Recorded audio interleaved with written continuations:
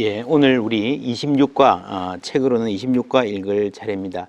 26과부터 시작해서 이 책에는 공격적 기도, 선제적 기도, 방어적 기도 해서 세 과에 걸쳐서 이 전쟁의 용어가 나옵니다.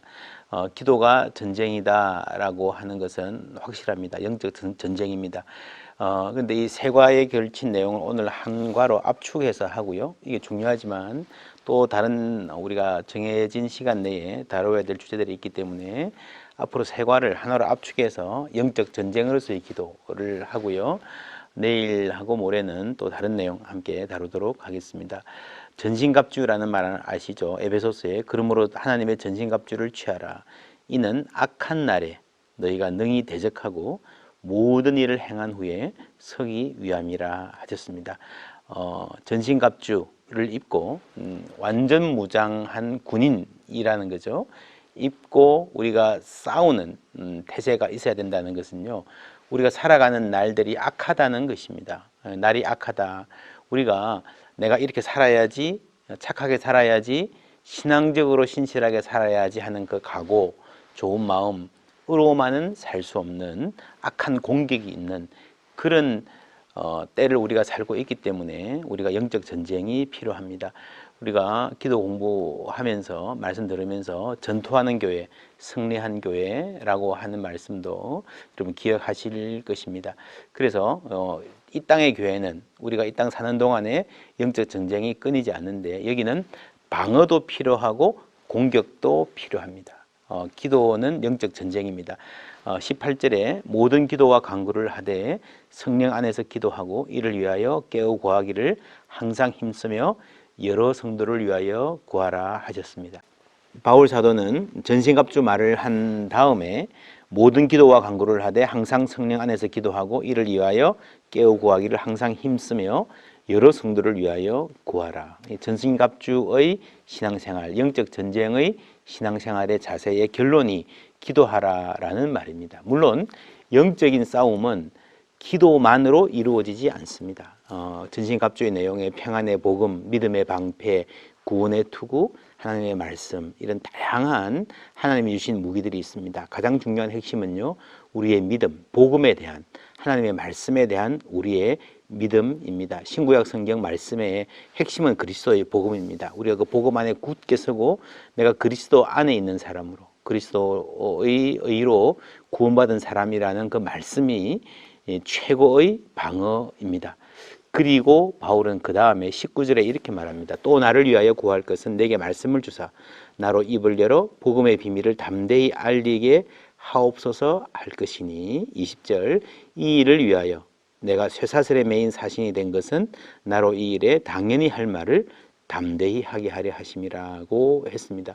바울은 지금 감옥에 있습니다. 쇠사슬에 매인 사신이라는 말이 그런 말이죠. 감옥에 있으면 우리가 위축되잖아요. 이렇게 여러 가지 행동들과 생각 자체가 많이 제한되는데 바울의 기도는 이 감옥 생활을 무사히 잘 몸 건강히 지나게 해달라 하는 기도가 아니라 담대하게 감옥 때문에 위축되지 않고 현실 때문에 위축되지 않고 복음의 비밀을 더 담대하게 전하게 해주십시오 라는 기도를 했습니다. 이것이 바로 공격적인 기도입니다. 그냥 지금 당한 어려움을 어떻게 잘 지나갈까, 몸성이 지나갈까가 아니라 거기에 더해서 정말 해야 될 일들, 당연히 해야 될 일들을 하는 영적인 지경을 넓히는 기도가 우리에게 필요합니다. 우리가 교회에서 여름 되면은 아이들 수련회 가잖아요. 그죠? 중고등부, 초등부 수련회 가기도 하는데 그때 많은 분들이 기도할 때 그렇게 기도합니다. 무사히 잘 다녀오게 해주십시오. 기도하는데요. 저는 그 기도를 들으면 그런 느낌이 들어요. 그냥 무사히 잘 다녀오는 게 전부면 그런 수련회는 왜 가냐. 물론 무사히 잘 다녀오는 게 중요하죠. 기도해야 되죠. 그러나 아이들이 수련회를 안 가면 얻을 수 없는 경험, 그죠? 그런 신앙의 유익, 인생의 도전 있을 거 아닙니까? 그것을 위해서 기도를 해야 하는 겁니다. 그냥 아무 무탈하게 그냥 평범하게 살기 위해서 우리가 기도하는 게 아니고요. 하나님의 말씀을 듣고 비전을 갖고 도전하며 살기 위한 것 아닙니까? 여러분, 기도의 태도가 삶의 태도입니다. 기도는 우리 존재의 가장 깊은 곳에서 일어나기 때문에 기도가 적극적인 사람은요, 인생도 적극적으로 살게 됩니다. 그래서 나는 아주 소극적이고 잘 위축되는 불안한 사람이라 하더라도 기도 가운데서 내 삶의 태도가 바뀌고 내 삶이 진취적이 될 수 있습니다. 예수님은 아주 개척자적인 아무도 안 가본 길을 가신 분이잖아요. 그래서 여러분 복음을 받아들인 사람은요, 땅끝까지 가는 그 정신, 땅끝까지 간다 그럴 때는 여러분 아무도 안 가본 길을 가는 겁니다. 내가 익숙하지 않은 길을 가야 땅끝까지 갈 수 있지 않습니까? 그래서 그런 프론티어, 개척의 정신이 있습니다. 그 반대가 방어적인 태도죠. 여러분 한 달란트 받은 사람 기억합니까? 왜 한 달란트 받은 사람이 야단을 들었습니까? 성공적이지 못한 인생을 살았습니까? 사업 기술이 부족해서 그런 게 아닙니다. 마음의 태도가 방어적이어서 요거 있는 거, 요거 하나 안 잃는 것, 그게 인생의 목표가 되면요, 잘해봐야 본전인 거죠. 마이너스가 될 수밖에 없습니다. 축구 경기로 말하면 무승부 전략 있지 않습니까? 여러분 그런 축구 가끔씩 보시죠. 얼마나 재미없습니까? 그냥 웬만하면 들어눕고 시간 보내고 무승부로 끝나는 게 인생이면 인생 자체가 재미가 없기 때문에 의욕도 생기지 않고요, 기도도 하지 않게 됩니다. 매일 그냥 별 탈 없이 사는 것이 목적이 되면 안 되고, 우리가 하나님 안에서 주신 그 꿈을 갖고 도전하면서 기도하는 겁니다. 물론 이 세상은 위험합니다. 많은 도전들이 있습니다. 그런데 야고보서 4장에 보면요, 마귀를 대적하라, 그리하면 너희를 피하리라 했습니다. 숨어서 마귀의 공격 때문에 자꾸 숨어서 문 걸어 잠그고 안에서 위축돼서 사는 것이 아니라 마귀는 대적할 때 피합니다. 그리고 8절에 하나님을 가까이 하라, 그리하면 너희를 가까이 하시리라. 기도 가운데에 하나님을 가까이 하는 사람은 마귀를 대적할 수 있고요, 더 이상 숨어서 도망가는 사람이 아니라 공격적으로 지경을 넓히면서 살아가는 사람, 삶이 어려울수록 위축되는 것이 아니라 그럴수록 더욱더 새로운 꿈을 꿀 수 있는 사람이 되는 겁니다. 여러분 인생이 재미없는 것은요, 도전하지 않기 때문에 재미가 없습니다. 지금 특별히 코로나 상황에서 얼마나 많은 사람들이 이렇게 있는 것도 못 지키겠다 이렇게 살아갑니까? 근데 누군가는 새로운 가능성을 보고 몸을 움직이거든요. 하나님이 우리에게 기도할 때 소망을 주십니다. 그 소망은 언제나 지금 내가 서 있는 이 지경, 이 바운더리를 넘어서게 만듭니다. 누가복음 22장 32절에 우리가 주일날 말씀 나누었습니다.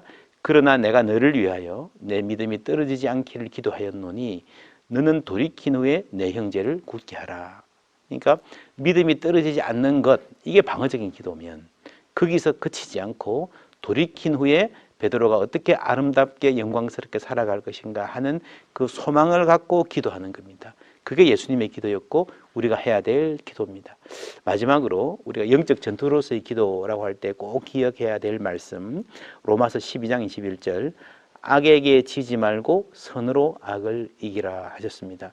악에게 지지 말고 우리가 싸워야 됩니다. 이겨야 됩니다. 그런데 선으로 이기는 거죠. 우리가 영적 전쟁을 자꾸 강조하다 보면요, 잘못하면 사람이 이렇게 싸움꾼 기질이 될 수 있습니다. 그렇지 않습니다. 영적 전쟁은 선으로 하는 것입니다. 저들이 악하게 공격할 때에 선으로 하는 거죠.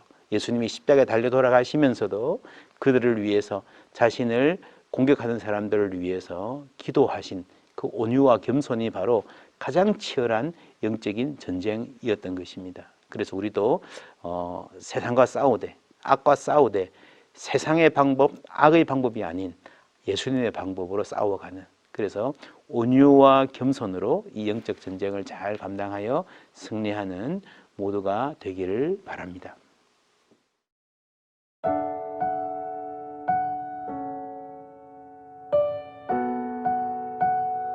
주님, 어둠을 몰아내도록 제게 기도라는 방편을 주셔서 감사합니다.